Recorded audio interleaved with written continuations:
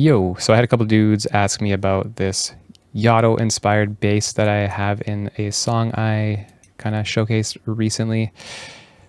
Sounded a little bit like this.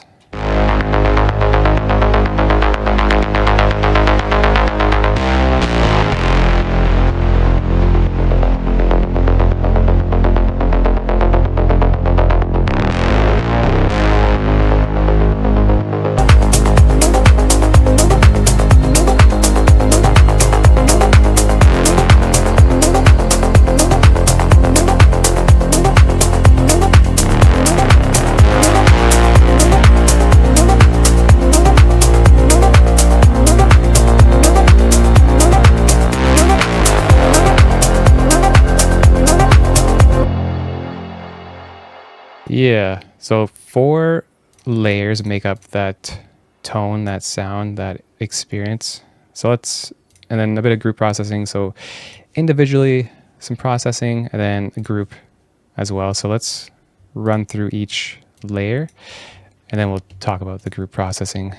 And even like the mastering plays a little bit into the final sound. So maybe we can touch on that too. The main kind of growly tone that we hear. It's a Diva preset of mine from a Diva pack that I, offer for money. So this one right here, it's got a little square wave mixed in with a bit of saw. So these 2 oscillators rocking up. And then, yeah, pretty open filter. Something to consider is the velocities. So when I'm playing it in, it's capturing the velocities, right?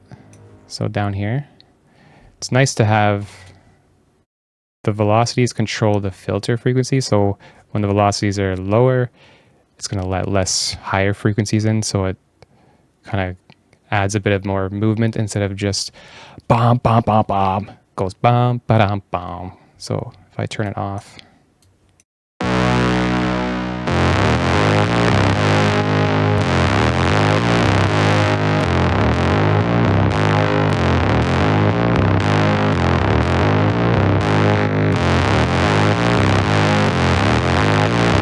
so yeah, a lot of sizzle on top without the velocity affecting the filter.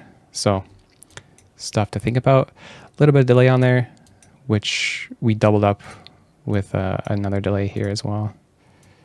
So 2 delays give me a bit of width. And then some EQ. So these, like, each layer is going to have EQ, but they're not really done in isolation. They're kind of done as you're kind of building out the layers in the track, carving out space for each frequency pocket. So like I wouldn't be EQing this at I wouldn't just load up Diva, put in the notes, and then EQ it like this.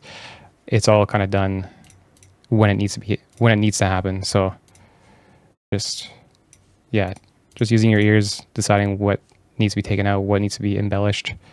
So obviously, if we have a sub layer, we're going to take the sub out with all these EQs on these 3 layers. So there's no sub coming in through here. The sub's being pushed out through here, which we'll get to in a sec. So yeah, that's just kind of how I approach mixing and producing usually. So these 3 EQs.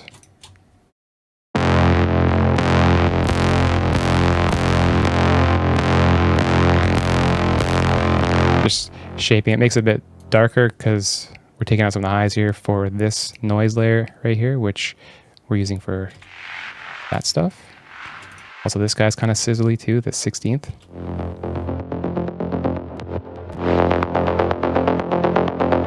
So yeah, just making space for each layer to kind of fill their role.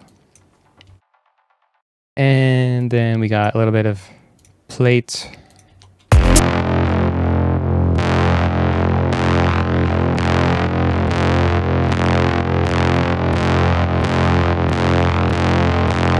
Gives a bit more space. You can hear it in the stereo field.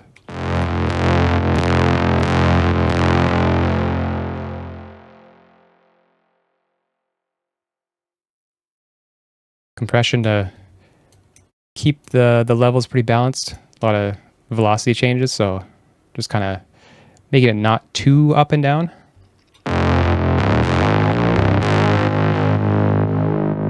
This guy's not really relevant to the sound. It's just ducking out the main melodic kind of riff part that kind of runs through the track. So track spacer, giving that some room.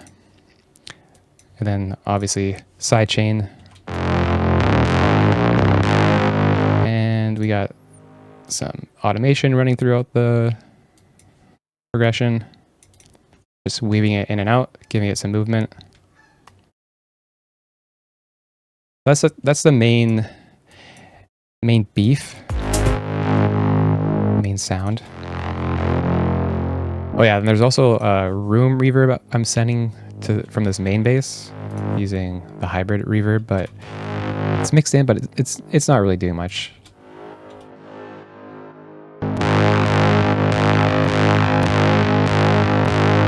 Like, I could have done it without that. Most of the reverbs from this plate.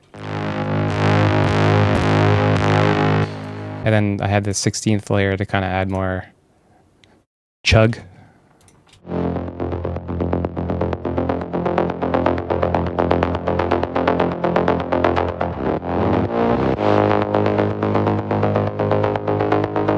Again, automating it in and out.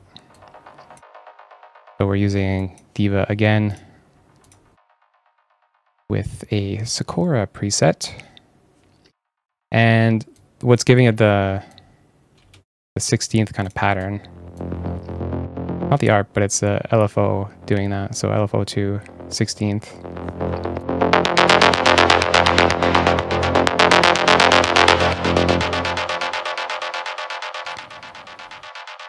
A little delay on there. So yeah, the delay and auto pan are giving it that back and forth movement.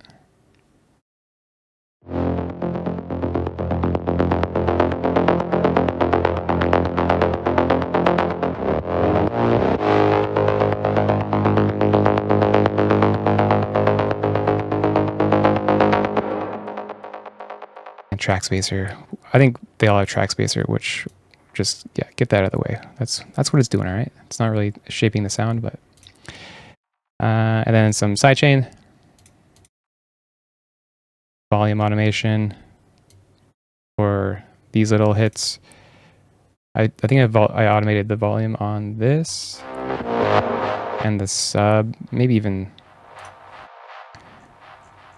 Yeah, all the layers were automated to dip down to give this guy more space to... Even the sub was too dank, I think.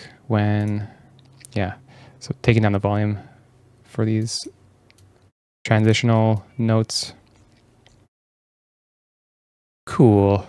So that's these two.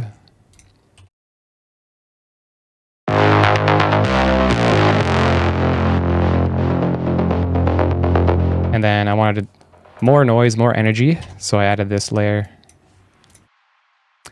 Diva, a Mercurial Tones lead sound. Mercurial Tones, that's Alice on YouTube.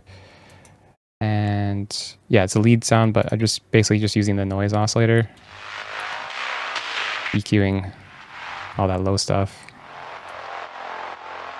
Phaser, plate, delay, just kind of giving it, you know, a wide vibe.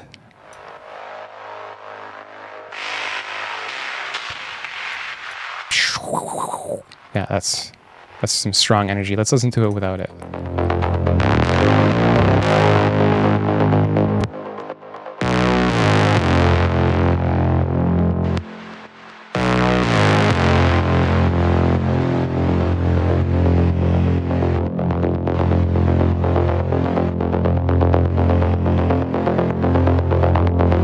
I guess you wouldn't even call this a bass. It's kind of just as it's like an effect layer, but yeah. Automation again, just keeping things moving. And then we have a sub layer.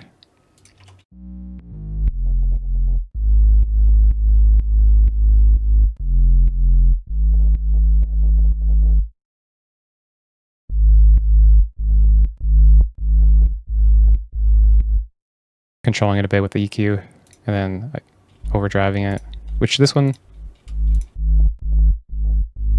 yeah, a bit of overtones, like a bit more like higher tone to it.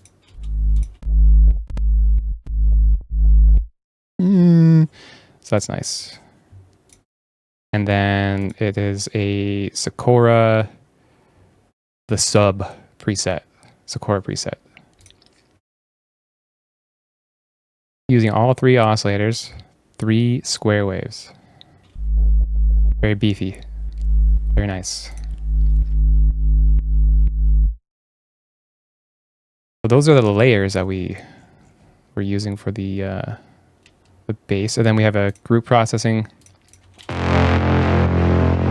These guys. I'm really enjoying using multiband compression on my low end stuff.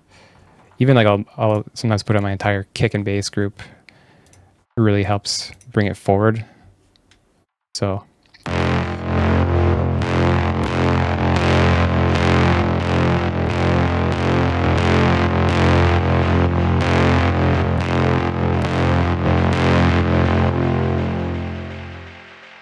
EQ shaping, some OTT. Brings out more of the high noise energy.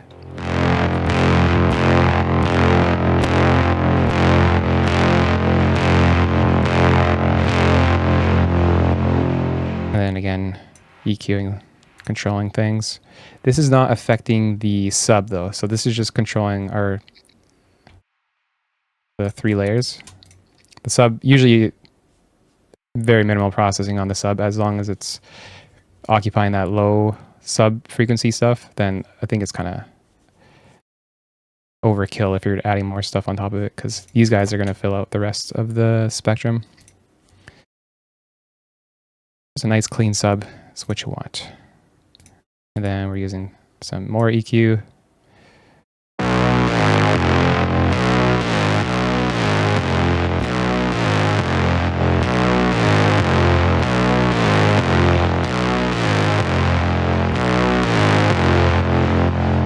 Adds a bit more warmth in like the low 100, 200 area. So it's targeting 100 hertz, boosting it a bit. And then our bass.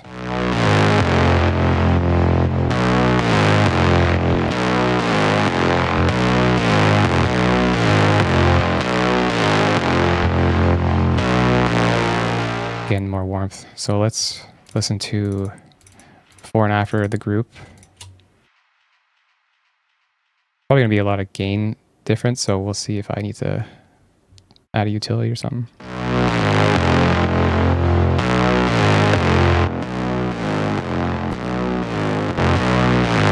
Yeah, that's kind of not a good comparison.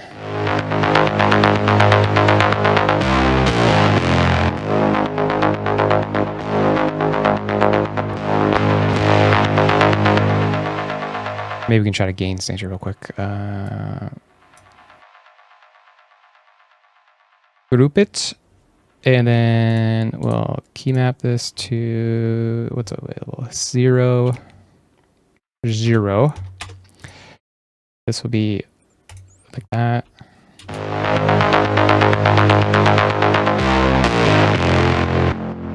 Oh, I should be going the other way, shouldn't I?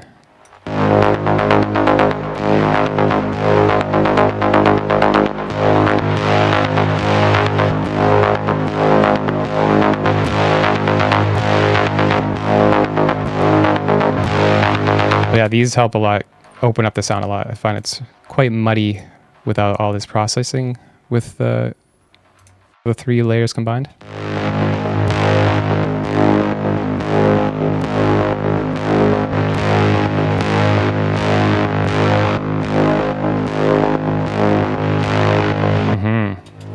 So yeah, that's nice.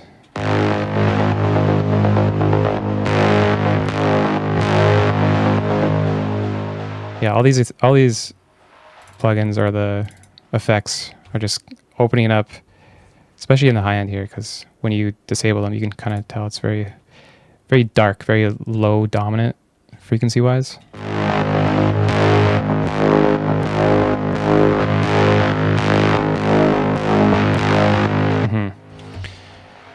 Okay, that's yeah, then a bit more on the full group here, a bit more EQ shaping. Then some dynamic EQ, controlling the highs here. Controlling this little muddy. And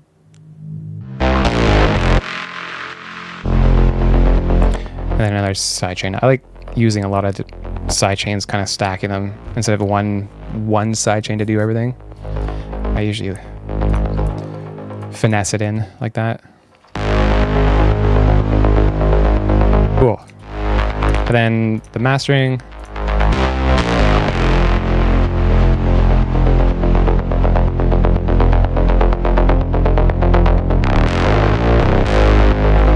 Just again pushing more of the high frequencies with the Mag EQ4.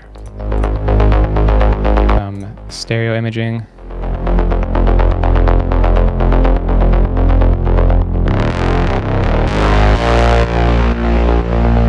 Not a massive difference in the bass, at least. And then we got this multi-band kind of saturator from BX Saturator. You can control mid-lows, high-lows, etc.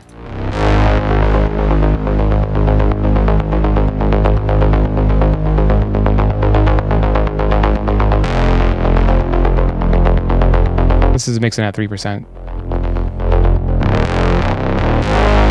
And it's actually ignoring the low frequencies because I already dialed everything in with these guys. So I was just ignoring the low band with this multi-band. So yeah, it's not really doing anything.